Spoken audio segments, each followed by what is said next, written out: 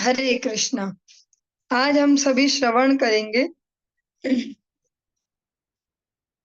श्रीमद् भागवतम के अंतर्गत चतुर्थ स्कंध अध्याय 22 और श्लोक संख्या 62 62 नंबर श्लोक से आज हम प्रारंभ करने जा रहे हैं। ओम नमो भगवते वासुदेवाय। ओम नमो भगवते वासुदेवाय। ओम नमो भगवते वासुदेवाय।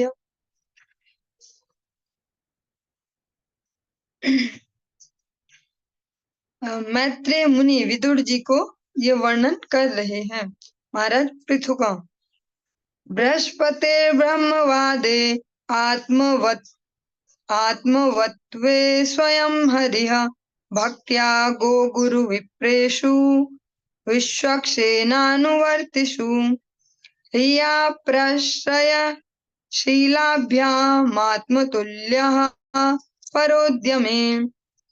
महाराज पृथु के निजी आचरण में समस्त उत्तम गुण प्रकट होते थे। अपने आध्यात्मिक ज्ञान में वे ठीक बृहस्पति के समान थे। आत्म नियंत्रण में वे साक्षात पूर्ण पुरुषोत्तम भगवान के समान थे। जहाँ तक उनकी भक्ति का प्रश्न था, वे उन भक्तों के महान अनुयायी थे जो गो रक्षा के प्रति आसक्त और गुरु और ब्राह्मणों की सारी सेवा करते थे। वे पूर्ण लज्जाशील थे और उनका आचरण अत्यंत भद्र था। जब वे किसी परोपकार में लग जाते तो इस प्रकार कार्य करते थे कि मानो अपने लिए ही कार्य कर रहे हों। बहुत ही सुंदर सा श्लोक है और श्रीमद् भागवतम का इसलिए बहुत ही स्पेशल है। महाराज पृथु के निजी जो उनके गुण हैं, उनके आचरण में जो उनके सुंदर सुंदर गुणों का समावेश है, उनका वर्णन कर रहे हैं। जो आध्यात्मिक ज्ञान है वो किसके तुल्य है, किसके जैसा है, उनकी तुलनाएं की जा रही, उनके अलग अलग गुणों की। जैसा परीक्षित महाराज के प्रसंग में भी आपने सुना होगा, उनके अलग अलग उनके जन्म के समय जो विप्रगण थे, उन्होंने उनके अलग अलग गुणों की अलग अलग लोगों से तुलना की थी। आप सभी को अगर स्मरण हो, ऐसे जो महाराज पृथु हैं, महाराज पृथु हैं, उनका जो आध्यात्मिक ज्ञान है वो किसके समान है? जो देवताओं के गुरु बृहस्पति हैं, उनके समान।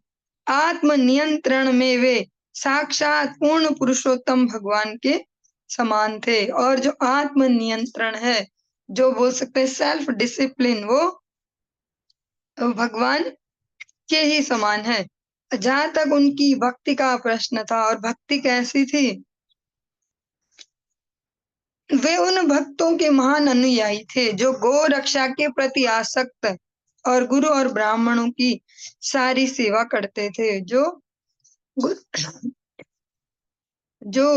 गौ गुरु और वैष्णव की सेवा में हमेशा तत्पर रहने वाले भक्तों की ये इस प्रकार से कह सकते हैं उनके ही जैसे थे, उनके अनुयायी हैं। वे पूर्ण लज्जाशील थे और उनका आचरण अत्यंत भद्र था। इतना पावरफुल व्यक्ति होने के बाद भी जो शील है, जो एक नेचुरल जो लज्जा होती है ना, जिसको कभी कभी हम बोल देते बहुत बेशरम सा आदमी है, सेमलेस है, ऐसे तो जिस अभाव में हम वो शब्द बोलते हैं उसको ही, वो जो नेचुरल से स्वाभाविक जो लज्जा है, शील है, वो महाराज पृथु में विद्यमान थे।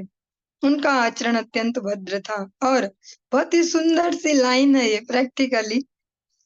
जैसे इस जगत में आप सब देखेंगे, हम सब देखते हैं प्रैक्टिकली, जब हमें कोई सामूहिक सा कार्य करना हो, जहाँ कहीं कुछ परोपकार टाइप कुछ करना हो, तो व्यक्ति उतनी पोटेंशियल नहीं देता अपनी बुद्धि की, शरीर की, हाँ, धन की उतनी पोटेंशियल नहीं देता जितना वो निजी कामों में देता है। जैसे एग्जाम्पल के तौर पे अनेक एग्जाम्पल लिए जा सकते हैं। इसको हम बिना किसी पूर्वाग्रह के श्रवण करेंगे, और आप सब जो श्रवण कर रहे हैं वो भी ऐसा ना समझे कि हम पे ये कटाक्ष किया जा रहा है या हम पे हमला किया जा रहा है। इसको नॉर्मल वे में लेंगे, चाहे तो आप सब किसी और पे इम्प्लीमेंट करके देख लें। जैसे जो भी जगत जीव है, जब बात पर्सनल आती है, अपना घर बनाना हो तो व्यक्ति अपने पूरे जीवन की कमाई का रिस्क ले लेता है, उसको लगा कर भी बनाता है। अपने किसी रिलेशन को निभाना हो तो मृत्यु के मुंह तक जाकर भी उस रिलेशन को निभाता है। कोई फंक्शन होना हो घर में तो उसमें अच्छे से दिमाग भी चलाते हैं, बहुत दिनों पहले से, महीनों महीनों पहले से तैयारी करते हैं। तो उस 1-2 दिन के लिए इतना अच्छे से प्लानिंग करते हैं सालों से, कितने पैसे कमा के रखने पड़ेंगे, ये खरीदना पड़ेगा, ऐसा-ऐसा होगा। मेहमानों की ऐसे-ऐसे लिस्ट बनाओ, कोई छूट ना जाए, कोई नाराज़ ना हो जाए। सामान भी हम ये खरीद लेंगे, अभी से थोड़ा ये खरीद लें, अभी से थोड़ा वो, ऐसे-ऐसे। बहुत अच्छे से प्लानिंग करता है। लेकिन जहाँ पर भी परोपकार की कोई ऐसे साधु सेवा, कोई भगवद सेवा, ऐसा कोई बात हो, तो वहाँ पर नेचुरली उस प्रकार से नहीं सोच पाता व्यक्ति। लेकिन यहाँ पर महाराज पृथु के चरित्र के लिए कहा जा रहा है कि वे परोपकार को भी इस प्रकार से करते थे, ऐसी भावना से कि जैसे अपना कोई पर्सनल काम कर रहे हो। हाँ, जैसे हम अपने पर्सनल कार्यों को बहुत घुस-घुस के बस सब एनर्जी खपा के करते हैं, ऐसे वो परोपकार के कार्यों को भी इस प्रकार करते थे।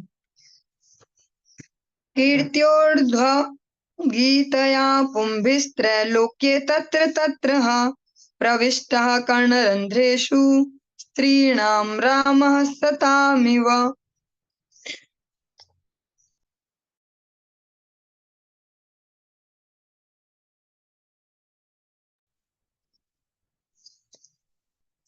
सारे ब्रह्मांड भर में उच्चतर, निम्नतर तथा मध्य लोकों में महाराज पृथु की कीर्ति उच्च स्वर से घोषित की जा रही थी। सभी महिलाओं तथा साधु पुरुषों ने उनकी महिमा को सुना, जो भगवान रामचंद्र की महिमा के समान मधुर थी। जिस प्रकार से भगवान राम की कीर्ति समस्त लोकों में विराजित है, ऐसे ही महाराज पृथु की कीर्ति भी सब जगह ऐसी सर्वत्र प्रसारित हो गई और सभी ने उस महिमा को सुना।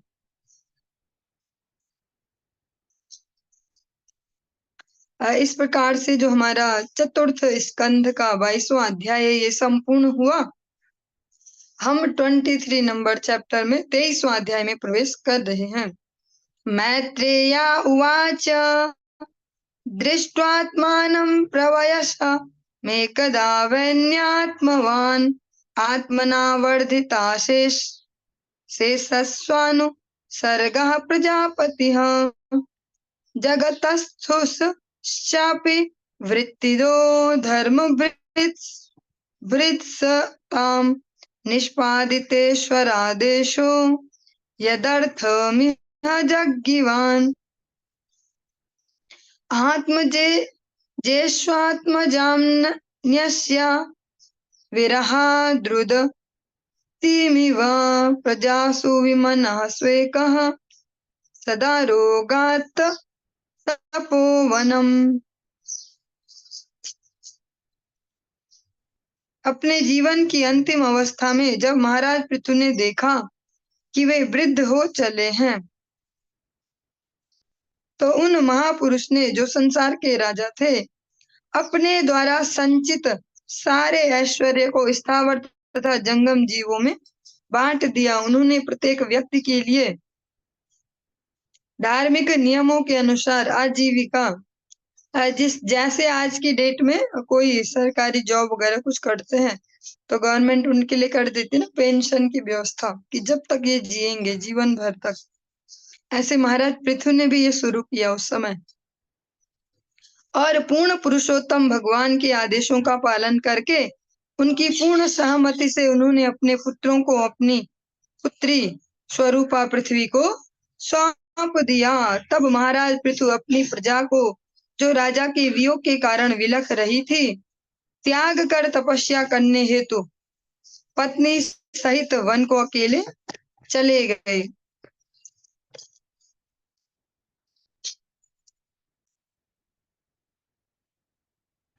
राजा वेन के समय जो सारी गड़बड़ियां हो गई थी, विशाल विशाल, महाराज पृथु ने उन सभी को ठीक करके, और जो माइनस में जो सब सिस्टम चला गया था उसको जीरो पे लाए, फिर प्लस में ले गए, और इतना उच्च प्लस में ले गए कि सारी प्रजा देव तुल्य जीवन जीने लगी।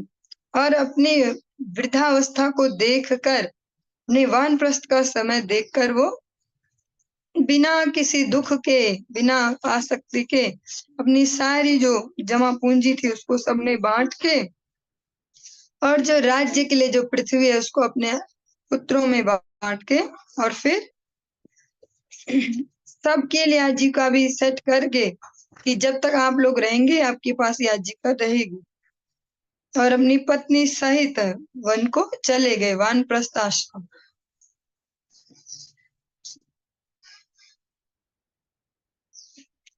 तत्राप्यदाभ्य नियमो वैखानस सुसम्मते आरब्ध उग्र तपसी यथा स्वविजये पुरा।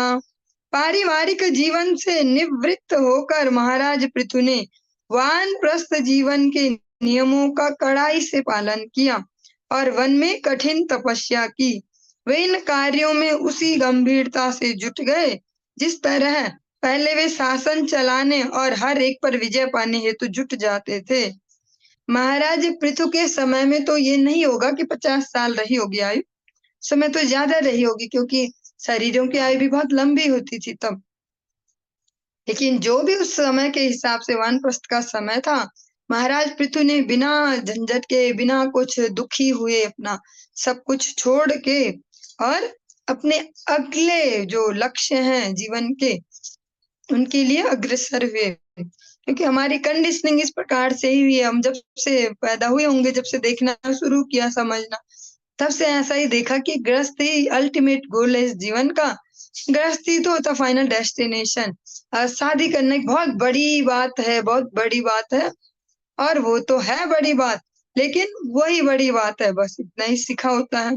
उससे जो संतानें जन्म लेती हैं, बस उनके भरण पोषण में लगे रहें, उनको सेट कर दें, उसके बाद उनके बच्चों को सेट करें, या जो जो भी है, या कुड़ कुड़ के क्लेश युक्त जीवन में वैसे ही घुसे रहें। इस प्रकार से हमने कभी न देखा अपनी किन्हीं पीढ़ियों को कि वो वानप्रस्थ भी होते थे। सन्यासी तो सोच भी नहीं सकते, वो तो बहुत बुरी बात हो जाएगी, पाप जैसा हो जाएगा। अरे कैसे बोल दो कि ऐसे बाबा जी हो जाएंगे, साधु बन जाए।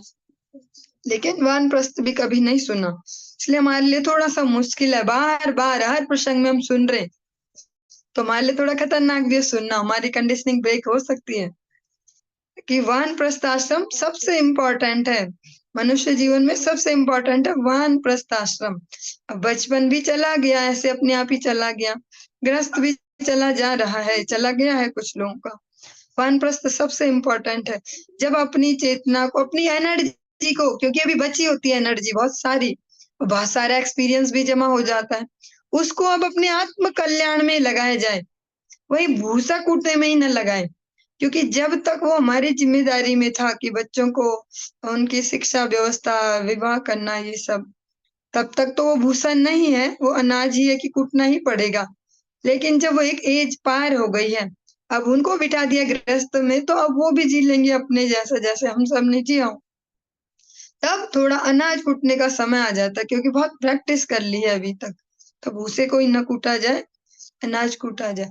उस एक्सपीरियंस को जो सबको लगता है ना, इतनी मेहनत की हमने, बहुत दिमाग चलाया, वो रात दिन एक किया हमने, ऐसे ही नहीं किया सब कुछ, ऐसे ही थोड़ी ना हो जाता सब, बहुत मेहनत।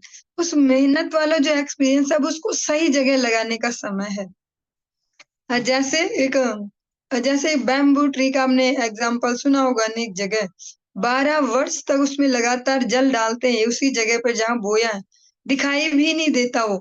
कैसे ऐसे भी बांस होते हैं दुनिया में, चाइना में ऐसे 12 साल तक वो दिखाई ही नहीं देता पौधा, जो पानी डाल रहा वो भी पागल हो जाए कि अगर हम जैसे तोरी उगाने वाले लोग हों, उनको वो बैम्बू उगाने को दे दो तो आत्महत्या ही कर ले, कि या तो खेत कोई बस खेत में ही सीमेंट करवा दे, कि करते ही नहीं खेती।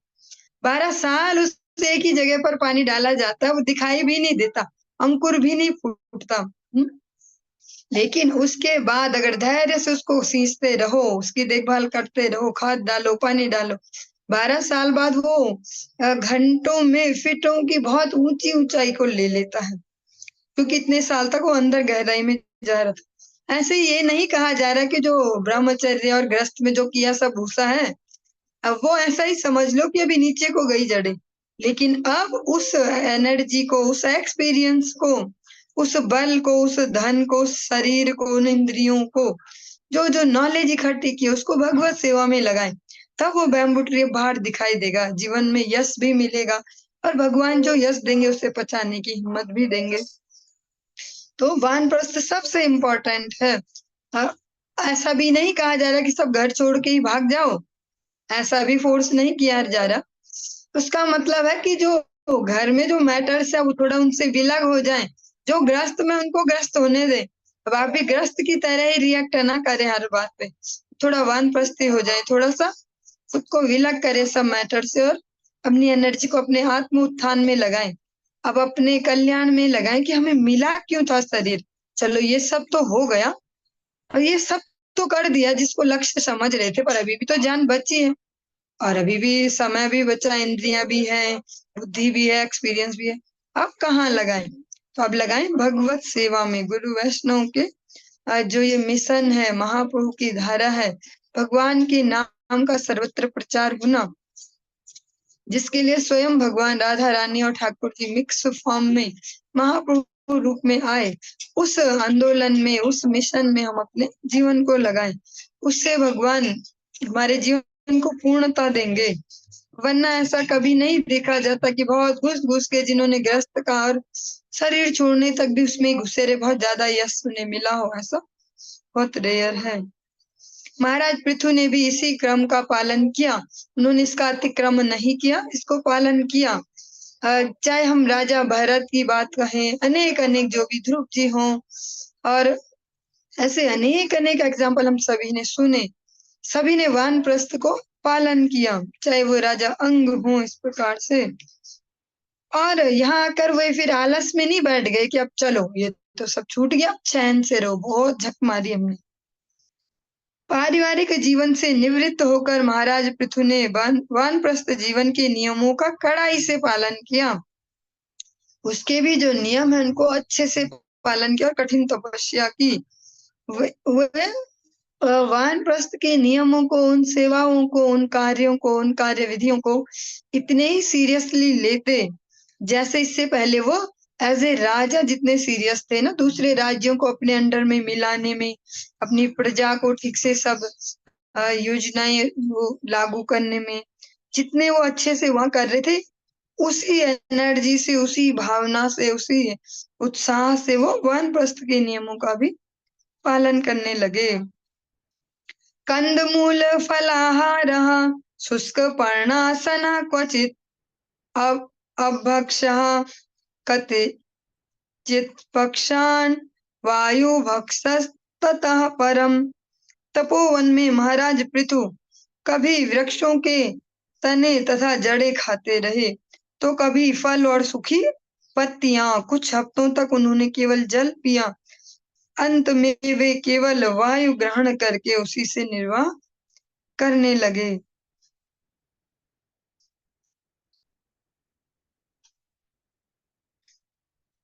महाराज पृथु ने सरलता के जीवन को अपना लिया और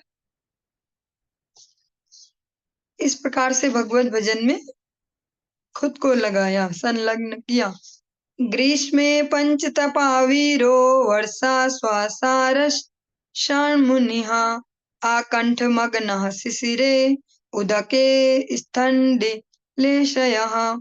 वानप्रस्थ के नियमों तथा ऋषियों मुनियों के पद चिन्हों का अनुसरण करते हुए महाराज पृथु ने ग्रीष्म ऋतु में पंचाग्नियों का सेवन किया। वर्षा ऋतु में वे वर्षा की झड़ी में बाहर ही रहे, जाड़े की ऋतु में गले तक जल के भीतर खड़े रहे, वे भूमि पर बिना बिस्तर के सोते रहे। महाराज पृथु ने बहुत ही कठोर नियमों का पालन करते हुए वानप्रस्थ का समय बिताया। तितिक्षुर यत वाग्दान्त ऊर्ध्वरेता जितानिलः आरिराध ईशो कृष्ण मच्चर तप उत्तमम्। अपनी वाणी तथा इंद्रियों को वश में करने और अपने शरीर के भीतरी प्राणवायु को वश में करने हेतु महाराज पृथु ने ये सारी कठिन तपस्याएं साथ ही यह सब उन्होंने श्री कृष्ण को प्रसन्न करने हेतु किया। इसके अतिरिक्त उनका अन्य कोई प्रयोजन न था।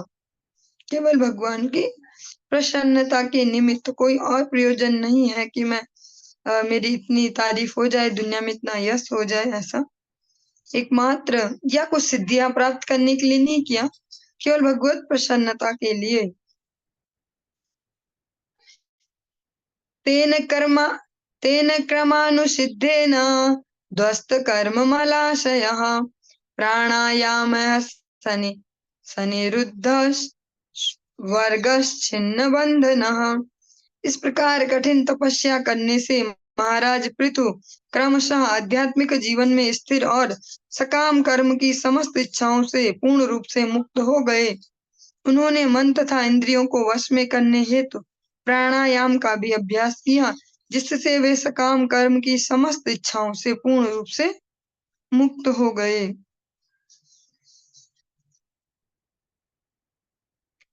सनत कुमारो भगवान यदाध्यात्मिकं परम योगम तेनैव पुरुषम भजत पुरुषर्षभः। इस प्रकार मनुष्यों में श्रेष्ठ महाराज पृथु ने आध्यात्मिक उन्नति के उस पथ का अनुसरण किया जिसका उपदेश सनत कुमार ने दिया था, अर्थात उन्होंने पूर्ण पुरुषोत्तम भगवान श्री कृष्ण की पूजा की। सनत कुमार जिस प्रकार से उन्हें हिंट देके गए थे आगे जीवन के लिए, उन्होंने उस प्रकार से ही पालन किया। भगवद धर्मिणः साधो श्रद्धया यततः सदा भक्तिर भगवती ब्रह्मण्य अन्य विषया भवत। इस प्रकार महाराज पृथु 24 घंटे कठोरता से विधि विधानों का पालन करते हुए पूर्ण रूप से भक्ति में लग गए। इससे पूर्ण पुरुषोत्तम भगवान श्री कृष्ण के प्रति इनमें प्रेम तथा भक्ति का उदय हुआ और वे भगवान में स्थिर हो गए।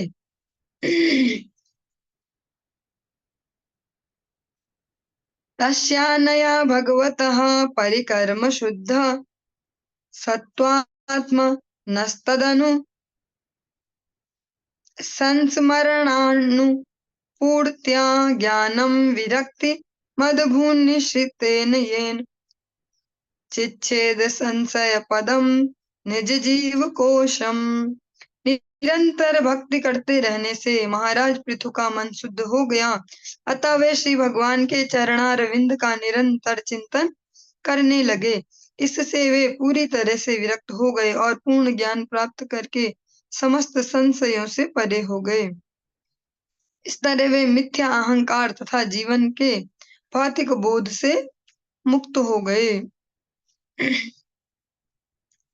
अपने चिंतन को उन्होंने भगवत चरणों में स्थिर कर लिया और फाइनली जो वानप्रस्थ है उसका एकमात्र लक्ष्य यही है, क्योंकि जब तक हम ग्रस्त में हैं अनेक अनेक प्रकार के हमारे संबंध हैं, बंधन हैं और अनेक अनेक मजबूरियां भी हो जाती कई बार कि भैया वहां तो जाना ही होगा, उनका ऐसा हो रहा, वो भी तो आए थे और ऐसे समय में नहीं जाएंगे तो ये ऐसे ऐसे। लेकिन जब वानप्रस्थ आश्रम में है तो तब हम थोड़ा फ्री हो पाते हैं अपनी एनर्जी को एक जगह सेंट्रलाइज करने के लिए, केंद्रित करने के लिए, और वो एक जगह भगवान के चरणों के अतिरिक्त कहीं और नहीं है। जितने भी अभी तक के सबसे ज्ञानी जन हुए सभी ने, चाहे वो राजा जनक हो, सुखदेव हो, नारद जी हो, ब्रह्मा जी हो, भगवान भोलेनाथ हो, सभी ने अपने इस चिंतन को केवल भगवत चरणों में ही स्थिर किया और यही हम सबका लक्ष्य भी है। इसी के लिए जो गुरु वर्ग है इतने अथक परिश्रम को कर रहे हैं, हम सबकी चेतना को जगत से उठा के भगवत चरणों में स्थिर करने के लिए जो डोरियां कस कस के बंधी है उनको यहाँ से धीरे धीरे खोल के और इधर टाइट करने के लिए वो लगे हुए हैं रात दिन। और इसमें अगर हम थोड़ा थोड़ा उनके वचनों को पालन करते चले तो उनको और सुविधा प्राप्त होगी हमारी इन डोरियों को भगवत चरणों में बांधने में। छिन्नान्यधीर धिगतात्मा गतिर्निरीह तत्यजे छिन्नदिदं वयुनेन येन तावन्न योग गति भिर्यतिर प्रमत्तो यावद गदाग्रज कथा सुरतिम न कुर्यात्। जब महाराज पृथु देहात्म बुद्धि से पूर्ण रूप से मुक्त हो गए तो उन्होंने भगवान श्री कृष्ण को परमात्मा रूप में प्रत्येक के हृदय में स्थित देखा। इस प्रकार उनके सारे आदेश पाने में समर्थ होने पर इस प्रकार उनसे समस्त आदेश पाने में समर्थ होने पर उन्होंने योग तथा ज्ञान की अन्य सारी विधियां त्याग दी। ज्ञान तथा योग की सिद्धियों में भी उनकी रुचि नहीं रह गई, क्योंकि उन्होंने पूरी तरह यह अनुभव किया कि जीवन का चरम लक्ष्य तो भगवान श्री कृष्ण की भक्तिमय सेवा है। और जब तक योगी तथा ज्ञानी कृष्ण कथा के प्रति आकृष्ट नहीं होते तब तक संसार संबंधी उनके सारे भ्रम जो मोह है कभी भी दूर नहीं हो सकते। महाराज पृथु ने बहुत अच्छे से यह समझ लिया कि ज्ञान योग जो जो भी अनेक प्रकार के पंथ हैं, फाइनल डेस्टिनेशन फाइनल लक्ष्य इस जीवन का है भगवत सेवा, जिसको भक्तिनोद ठाकुर जी भी बहुत अच्छे से बताते भगवत सेवा। और भक्ति सिद्धांत सरस्वती गोस्वामी ठाकुर प्रभुपाद, उनके लिए तो भक्ति की एक ही डेफिनेशन थी सेवा। और सेवा भी फिर वो इमेजिनरी नहीं है बैठ बैठ के जो की जाती है, उनके लिए वो प्रैक्टिकल थी, अपने शरीर को घिस घिस के करना, अपनी एनर्जी को पूरी तरह झोंकना, बुद्धि को पूरी तरह नियुक्त करना भगवत सेवा में। उसी क्रम में हमारे गुरुवर हमें भी यही उपदेश करते हैं, सेवोन्मुखी जीवा हवे हरि नाम। जितना हम अपने तन मन जीवन को भगवत सेवा में अर्पित करते जाएंगे उतना बुद्धि एकाग्र होते जाएगी भगवत चरणों में, उतना जगत के मोह से ग्रसित कम हो पाएंगे। जो सारे शोक हैं विषाद हैं वो सब मोह के कारण तो हैं। जिससे भी हम परेशान हैं उससे इसीलिए परेशान है कि उसे मोह की बहुत मजबूत रस्सियां बंधी है, उसे बहुत सारी एक्सपेक्टेशन है कि इसको ऐसा करना चाहिए, अब ये ऐसा नहीं कर रहा तो हम दुखी हो जाए। तो जब हम उन मोह की रस्सियों को भगवान से बांध ले, भगवत सेवा में अपनी उस एनर्जी को खपाएं, जितना भी दिन भर हम चिंतन करते हैं अपने अलग अलग रिलेशंस का, अलग अलग झमेलों का, उतना चिंतन करें, भगवत सेवा में बुद्धि लगाएं। अब प्रैक्टिकली कैसे कर सकते हैं? बार बार जो उत्सव आ रहे हैं भगवान के, अनेक अनेक उत्सव आते ही रहते हैं, गोस्वामी गणों की तिथियां आती है गुरुवर की, उसमें बुद्धि चला सकते हैं कि कैसे कैसे करेंगे। हाँ, ये वाला सेलिब्रेशन हम कैसे करें, राधा रानी का जन्मोत्सव आ रहा है, उससे पहले ललिता सखी का आएगा सप्तमी में, तो उसको हम कैसे करें? वो बुद्धि तो चला ही सकते हैं ना बैठे बैठे, क्योंकि बुद्धि का तो काम ही है चलना, विचारों का तो काम है चलते रहना इधर उधर, मन का काम है घूमते रहना, उनको हम क्यों ना भगवत सेवा में घुमाएं। आइडिया तो दे ही सकते हैं ना, हम घर बैठे बैठे सोच सोच के आइडिया तो बता ही सकते हैं कि थोड़ा सा अगर ऐसा होगा तो बढ़िया हो जाएगा, ये वाली व्यवस्था हो गई क्या, आप कहीं ये तो नहीं भूल रहे। सिर्फ बैठ बैठ के दिमाग तो चला ही सकते हैं, तो पर सेवा में निरंतर लगे होना होगा, चिंतन को हमें हमेशा भगवत सेवा में लगाना होगा।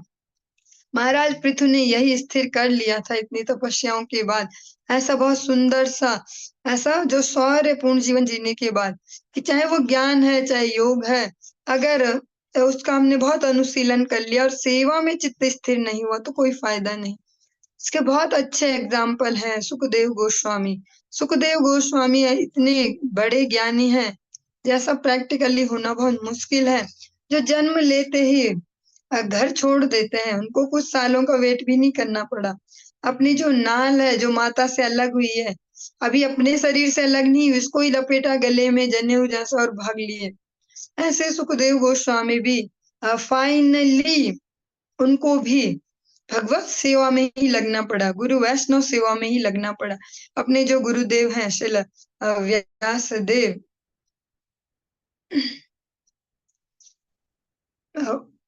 उनके सेवा में ही लगना पड़ा। जो सेवा की ये डेफिनेशन कल हमने सुनी थी कि जो वो कर रहे हैं उसको ही हम कर पाए, उसके लायक बन पाए, यही वास्तविक उनकी प्रसन्नता है। सुखदेव गोस्वामी को भी यही फाइनली करना पड़ा, वरना ब्रह्म चिंतन ब्रह्म साधना सब मोक्ष प्राप्ति मुक्त पुरुष ही थे वो, लेकिन भगवान की रूप माधुरी गुण माधुरी को श्रवण किया और फिर फाइनली भगवत सेवा में गुरु वैष्णव सेवा में लगे। जब भी हम ऐसे सुनते हैं गुरु वैष्णव सेवा, ऐसे लग सकता है कि भैया ये अपनी-अपनी ऑर्गेनाइजेशन के लिए तो हमें नहीं लगा रहे कहीं ऐसे, क्योंकि हम नॉर्मल ह्यूमन बीइंग है। मैं हमेशा सामने वालों के हिसाब से भी सोचकर, देखकर देखने का प्रयास करती हूँ। ऐसा नहीं कि यहाँ से बोलने की ठेकेदारी मिली, छूट मिली है तो कुछ भी बोलते जाओ। एक श्रोता की भांति सुनती भी हूँ और उस प्रकार से कोशिश करती हूँ गुरुदेव के आशीर्वाद से कि उस एंगल से भी समझा जाए, सुनने वाले को कैसा लग रहा होगा। तो यहाँ से जब भी बोला जाए गुरु वैष्णव सेवा, तो उसका एकमात्र लक्ष्य ये नहीं है कि जिस संस्था से हम जुड़े हों आप वहीं पर ही सेवा करें। बस अपने निरंतर अपने चिंतन को तो सेवा में लगा सकते हैं। हमेशा उसका तात्पर्य धन से भी नहीं होता। मन बहुत ज़्यादा इसमें पावरफुल है। धन वहीं जाएगा जहाँ मन जाएगा, तो पहले मन जाता है। मन को पहले सेवा में नियुक्त करेंगे, क्योंकि मन ही समस्त व्याधियों का एकमात्र कारण है।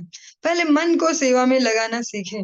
मन जो रात-दिन जगत की सेवा में लगा है, हर सेकंड प्लानिंग चलती रहती है। अब थोड़ा-सा ये हो जाए तो सही हो जाए, ऐसा कर लें तो सही हो जाए, ऐसा कर लेंगे ना सेट हो जाएगा। उस ऐसा-ऐसा को थोड़ा-सा भगवत सेवा में लगाएँ, वो तो फ्री का है, उसमें धन भी नहीं लगेगा। चिंतन कर सकते हैं, आइडियाज़ ढूँढ सकते हैं, आइडिया दे सकते हैं। आज भी आप बड़ी-बड़ी कंपनीज़ में देखते हो बहुत बड़े लोग, बहुत अच्छी-अच्छी पोस्ट पर ऐसे लोग हैं जो केवल आइडिया ही देने के लिए वहाँ बैठे हैं। बहुत अच्छी सैलरी लेते हैं।